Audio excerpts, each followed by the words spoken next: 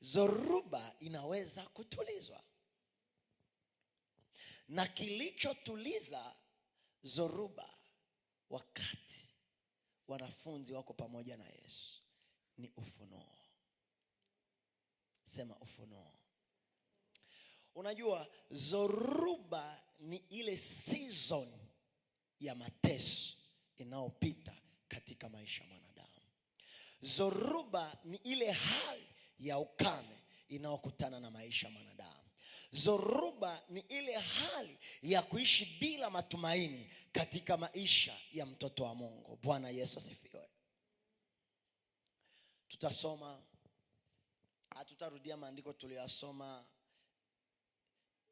wiki ambayo tumemaliza katikati ya wiki, bali tutaendelea ili tuweze kufikia kusudi la Mungu. Tutachukua Wafalme wa Pili 4 mstari wa 8. Wafalme wa Pili 4 mstari wa 8.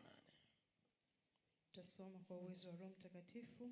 Ndio. Wafalme wa Pili sura ya 4 mstari wa 8 inasema. Inasemaje? Hata ikawa siku moja Elisha alikwenda Shunemu. Ndio. Na huko kulikuwa na mwanamke mmoja mwenye cheo. Naye akamshurutisha aje ale chakula. Ndio. Ikawa kila alipopita njia ile kuingia kula chakula. Ndio. Mstari wa 9. Ndio. Yule mwanamke akamwambia mumewe. Ndio. Tazama, mimi naona ya kuwa mtu huyu apitaye kwetu mara kwa mara ni mtu mtakatifu wa Mungu. Ndio. Mstari wa 10. Anasema, na kuomba tumfanyie chumba kidogo ukutani. Na ndani yake tumwekee kitanda na meza na kiti na kinara cha taa, na itakuwa atujiapo ataingia humo. Amen. Amen. Bwana Yesu asifiwe. Nimesema zoruba ni ile hali ya kuishi bila matumaini. Yaani unapoteza matumaini juu ya jambo fulani na ukalisahau. Na katika maisha yako unaanza kuliona swala hilo, jambo hilo kwamba haliwezekani.